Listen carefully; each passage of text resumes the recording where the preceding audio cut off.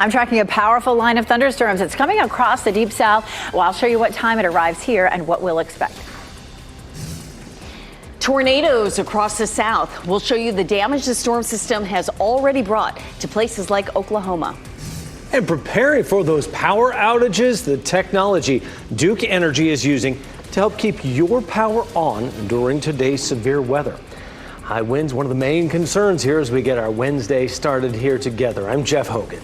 And I'm Renee Chu. We're here to get you ready for the WRAL Weather Alert Day today. Let's get right to meteorologist Elizabeth Gardner and the setup for this storm. And we've already seen a history with this storm. We definitely have. We were watching it yesterday as it started to develop over the plains, over Texas and Oklahoma. And so overnight, it started to move through the deep south. The yellow boxes that you're seeing popping up along this line are where the severe thunderstorm warnings are. And we want to take those really seriously today. The severe thunderstorm warnings are an indication of straight line winds. And obviously a tornado warning is a tornado where we have spin in the atmosphere. But these storms here, these severe thunderstorms, can do the same sort of damage that a weak tornado can. So we can still have trees down, power outages. It can be a dangerous situation for us. Right now, it's the southern part of this front that's most active down here into Georgia and South Carolina. But we're starting to see that line firm up a little bit here in North Georgia. There haven't been any watches issued yet. This orange shaded area is a severe thunderstorm watch. And so I certainly feel like at some point as we get through the morning, that will spread northward on up into our area. Let's take a look at Futurecast and walk through the timeline. We'll kick things off at around 5:30. That's quiet. Now, it's windy out there. We do have a wind advisory that's in effect now all the way through 7 p.m. We're going to see gusts up to 40 to 60 miles per hour, even outside of the storms. At 9 a.m., the rain is still to our west, but as we get closer to 10 and 11, we begin to see the rain moving in. And then watch the line, that dark shaded area. This is where we'll have the best chance of severe storms. We're seeing that in the middle of the day between South Hill, Durham, and Raleigh down towards Southern Pines right at lunchtime. By 2 o'clock, it's in our eastern counties, and by 3 o'clock, it's starting to pull out of the area. Again, wind is going to be an issue for us even outside of these storms, and it will be a warm day with high temperature near 70. Thanks, Elizabeth. That storm system headed our way brought significant damage to parts of Oklahoma as it made its way through there. National Weather Service says an EF1 tornado hit the city of Ada yesterday. It's about an hour and a half from Oklahoma City. City officials there say one person was hurt. 24 families are out of their homes. Emergency personnel will be back out there this morning to survey the damage. With the timing of the storm, travel on the roads could be dangerous. Kelsey Coffey is in the WRAL Storm Tracker this morning on the Beltline in Raleigh. And Kelsey, you're tracking the storm as it moves towards our areas in the next several hours. Yes, Renee. So as far as your morning commute before 9 o'clock, you don't have too much to worry about. We'll give you a live look now at the Beltline. But we do want to show you some video from out in Louisiana. This video is from just about 45 miles outside of New Orleans. The storm knocked out power and left behind serious damage there. So we'll take you back to our live picture now as we're still monitoring road conditions. We do know that it was really, really windy out this morning as we were getting in the storm tracker, so we'll be sure to keep you updated on road conditions throughout the morning. Kelsey Coffey, WRAL News, live in Raleigh. Yeah, that wind is going to kick up, and Duke Energy crews are getting ready to respond in case we do see those power outages with this storm. WRAL's Laura Levine joins us live from Duke Energy headquarters in Raleigh. And Laura, those crews are on standby to help where they are needed today. They are. Good morning, Jeff. And we are already feeling that wind pickup here in downtown Raleigh. That's going to be really problematic across the viewing area later this morning and throughout the day with the storm moving in. So listen, you may have heard the terminology self-healing technology. It's advanced technology considered a GPS for the power grid that helps limit the number of customers who experience an extended outage because of damage. So ahead of today's thunderstorm and high winds, we did ask Duke Energy if it has seen some improvements so far with this new technology within the past year. We are told the remote sensors have reduced the number of customers affected by power outages significantly. And when there is damage to those power lines, the sensors are able to detect and reroute power from elsewhere to help restore power to customers in minutes, well before crews were able to get to the damaged equipment. During 2024, this technology helped to avoid more than 250,000 customer outages just in the Triangle, and that saved nearly 500,000 hours of outage time that would have happened without that technology. Now, it doesn't take the tree off the line, but it does help to reduce the number of customers that are affected by that outage while crews get out and make repairs to the system. So it is really impressive. For this storm, he also wants to remind customers that when you have those down power lines, please avoid it because it can be very dangerous. You have to act as though those wires could be active. Another reminder is to make sure that you are reporting any outages that you see in your community, in your neighborhood. That way, Duke Energy can stay connected and in contact with you, and you can also monitor the restoration efforts in real time. Laura Levine, WRAL News, live in Raleigh. And here in the WRAL Live Center, I'm keeping my eye on the storm as it's pushing toward our direction here. During our morning call, meteorologist Chris Michaels mentioned that maybe looking near Florida is a good spot to kind of show viewers this morning. Panama City is where I'm going to focus right now. This is showing you a map from windy.com, showing you where the wind's kind of moving. But I want to show you the video here, this live camera that we have. I think it was this camera right about here. Yeah, that should get it for us here. And it just kind of shows you where the rain is coming down. You'll see it blowing there across the screen. So that's just one camera that I'm seeing. I'm looking at other cameras in this live network that's available on different websites, and I'll bring you more here in the WRAL Live Center as the morning continues. A preview of what's to come. Chris, thank you. Weather has forced a lot of rescheduling for public schools over the last couple of months, but no closures or altered hours are planned for area school districts today, including Wake County schools. Students with Wake County Public Schools have dealt with makeup days brought on by snow. They've also missed time due to HVAC issues. Today's weather threat is causing concern about the commute for buses on the roads, but parents we spoke with say they are willing to roll with any last-minute changes. The great thing about being a parent is you never know what's going to happen next. And these are tough decisions that somebody has to make, so we're on board with whatever the school decides to do. WRAL reached out to other school systems. Other than Nash County canceling after-school activities, it is business as usual today. And WRAL's team of meteorologists is working hard to give you the most up-to-date information about the incoming storm. We will keep you informed as it approaches and until the threat has passed. You can stay on top of the developments with us with the WRAL News app. It is free to download. Just be sure to turn on the notifications so we can send you updates right to your phone. President Donald Trump says we are in the dawn of a golden age of America, and he is just getting started. He celebrated what he's done in his first 43 days in office as he addressed a joint session of Congress at the U.S. Capitol, where you're looking live. Democrats waved signs in protest during Trump's speech last night. Speaker Mike Johnson ordered the removal of Democratic Congressman Al Green, who shouted at Trump during the address. In his speech, the president touted the tariffs he has put in place against Canada, Mexico, and China. He also celebrated efforts to reduce the size of the federal government, including the firings of thousands of workers. We'll be ending the flagrant waste of taxpayer dollars. And to that end, I have created the brand new Department of Government Efficiency, which is headed by Elon Musk, who is in the gallery tonight. Trump also recognized former North Carolina high school athlete Peyton McNabb. She was injured during a volleyball match in 2022 by a spike from a transgender opponent. Trump promised schools nationwide will, quote, kick men off the girls' team or else lose all federal funding. Michigan Senator Alyssa Slotkin delivered the Democratic response to President Trump's speech. Slotkin criticized his approach to Russia's war with Ukraine and how he's handling the economy. She also spoke about Elon Musk and his government efficiency initiative. Is there anyone in America who is comfortable with him and his gang of 20-year-olds using their own computer servers to poke through your tax returns, your health information, and your bank accounts? No oversight, no protections against cyber attack. No guardrails on what they do with your private data.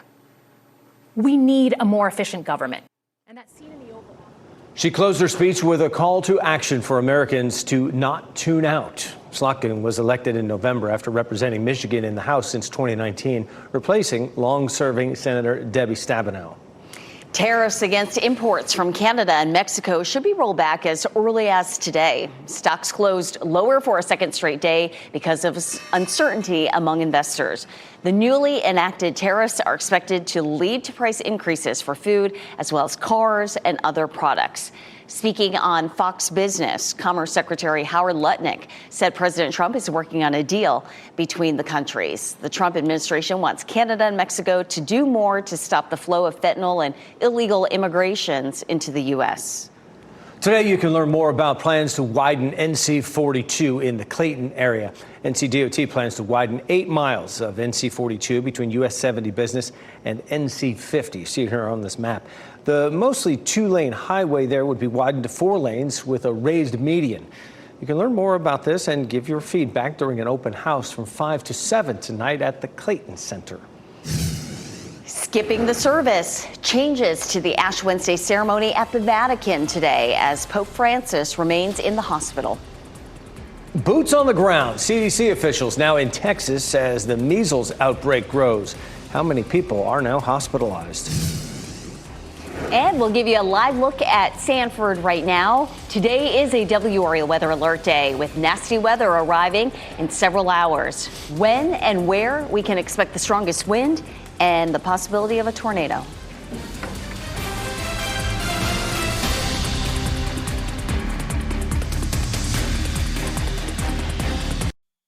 From the WRAL Severe Weather Center, North Carolina's most experienced team of meteorologists. 444, and of course today is a WRAL weather alert day. We have a level 3 risk for severe storms. And what that means is we're going to see a line of numerous severe storms that comes through and brings us wind damage that could cause power outages, trees to fall, that sort of thing. Isolated tornadoes are possible, and this will cover the entire area. This is going to be a solid line that moves through. Even outside of the thunderstorms, we do have a high wind advisory and warning. Advisory gusts 40 to 50, and we're looking at the potential for a warning as well with some winds inside the thunderstorms up to around 60 miles per hour. Here's where it is right now. It's still well to our west, but we'll continue to track it as it heads our way. It will be a quiet commute this morning, and temperatures are in the upper 50s to low 60s. Elizabeth, thanks. Today is Ash Wednesday, the first day of Lent. That's a 40-day period of prayer, penance, and fasting that leads up to Easter. The Vatican says Pope Francis will not preside over the Ash Wednesday service today as he recovers from a respiratory illness. The Vatican says he has only missed one other Ash Wednesday service in his 12-year papacy. A cardinal will fill in for Pope Francis during the service. The Pope has been in the hospital since February 14th. Ukraine's president is trying to put his argument with President Donald Trump behind them and get American military aid flowing again. Volodymyr Zelensky posted to social media saying last week's meeting in the Oval Office was regrettable. He wrote, "My team and I stand ready to work under President Trump's strong leadership to get a peace that lasts." Zelensky says he is ready to sign the rare earth mineral deal being pushed by President Trump. He says he wants to end his country's war with Russia as soon as possible. A high-level summit is happening this week in Egypt in an effort to finalize a new plan for Gaza after the war between Israel and Hamas ends. Arab leaders met in Cairo yesterday to talk about an alternative to the U.S. proposal for a ceasefire in Gaza. Egyptian leaders are proposing a Palestinian committee take over governing from Hamas and eventually turn that power over to the Palestinian Authority. President Trump has called for the Gaza Strip to be depopulated and transformed into a beach resort. A bill is moving forward that would ban most electronic devices from North Carolina classrooms by next fall. The state Senate passed the bill yesterday with strong bipartisan support. The proposal would require schools to ban students from using laptops, tablets, cell phones, and gaming devices during instructional time. School districts could allow teachers to make exceptions for classroom purposes. The bill now goes to the House, where leaders have proposed a less restrictive ban that would apply to cell phones, but not laptops or other devices. The House and Senate will have to reach a compromise before sending the bill to Governor Stein. The CDC says officials are on the ground in Texas to respond to the growing measles outbreak. 159 cases have been reported, and Texas officials say 22 people have been hospitalized. Most of them are in a county with a large unvaccinated population. Last week, Texas announced the first death in the outbreak, an unvaccinated child with no underlying health conditions. It was the first measles death in the U.S. since 2015 and the first in a child since 2003. State House lawmakers say they'll put up the money to finish the recovery from Hurricanes Matthew and Florence. They are laying that blame for the delay on former Governor Roy Cooper. The bill is called the Cooper Act, which stands for Closing Out Operations and Providing Emergency Relief. It provides the money, but also requires a deep dive audit into Rebuild NC's finances. Former Governor Roy Cooper told WRAL his administration did rebuild 14,000 homes. He blamed the first Trump administration for withholding the federal emergency funds needed to complete the work more quickly. A wildfire in western North Carolina that has grown to more than 600 acres is now mostly contained. We're talking about this fire in Polk County that was started by a downed power line over the weekend. At last check, the fire is now more than 90% contained. It is 4:48 now, and we are several hours away from the start of the system as it moves into our area. But meteorologist Elizabeth Gardner is tracking it and seeing where it is now. Elizabeth. So this is a powerful thunderstorm line right now. Cold front producing all these severe thunderstorms. Most of these are down to our south right now, but you can pick out the line right there as it's starting to move through Georgia and into South Carolina and even into the southern part of our mountains. And as it continues to move eastward, it's likely to strengthen. I would fully expect this orange shaded area, which is a severe thunderstorm watch, to move northward. A watch is when we have the right ingredients, but we're waiting for the storms to develop. And a warning there in the yellow boxes means that we have a storm that is currently affecting people, and it qualifies as a severe thunderstorm. Severe thunderstorms have winds at 60 miles per hour or stronger, and so they can topple trees, they can cause power outages, and of course a lot of damage, similar to what a weak tornado would produce as well. Let's talk about when that line moves through here. At 8:30, it's all well to our west, so this is not going to be something that affects our morning commute. We move it ahead to 9 o'clock, and the rain, at least on this version of Futurecast, is still to our west. As we get into 10 or 11 o'clock, that's when we start to see the rain moving in. Durham, Roxborough, Southern Pines, follow this dark red line. That's where we'll have the best chance of storms that produce damage, straight line winds and or some tornadoes. At noon, from South Hill through Durham and Raleigh back down towards Southern Pines, we'll stop it at 1 o'clock. So Fayetteville, eastern Wake County up towards South Hill. At 2 o'clock, it's in our eastern counties, Goldsboro, Rocky Mount, Wilson, and then finally by 3:30, it has moved out of the area. Even once it's done, it's going to be windy, and there might be a few pop-up showers. We do have a wind advisory in effect. It's windy out there right now, and we'll see windy conditions all the way through, say, 7 o'clock or so. The advisory is for gusts 40 to 50 miles per hour, so expect a very windy day. Those winds gusting, of course, well into the 30s and 40s. Within the thunderstorms, those gusts may be stronger. So again, 60 to 75 miles per hour. We do start to see the winds dying down later on this evening, but it will still be a little bit breezy. So timing things out, we're likely to be dry up until around 9 or 10 o'clock. And then after that, we see that strong line of thunderstorms that could produce some damage. That line moves eastward after 2 or 3 o'clock. If we do end up with some tornadoes, just make sure you know where your safe place is. If you're sitting around having breakfast with your family, talk about where that is. If you have a basement, that's the safest place. But if you don't, always a room in the middle of your house that doesn't have windows, like a bathroom or a closet, is a good place to be. It's a quiet start this morning, a little bit breezy and warm, 62 degrees right now, and we will end up with a warm day today. Temperatures are in the upper 50s to low 60s currently, and this afternoon we'll see a high of 70. Once all this moves out, we're looking at dry but much cooler conditions through the end of this work week. Thanks, Elizabeth. The journey back to Earth, how NASA astronauts Sonny Williams and Butch Wilmore are preparing as their unexpected 9-month stay on the International Space Station is wrapping up. And showcasing students. How many Wake County schools are participating in the annual Pieces of Gold performance tonight?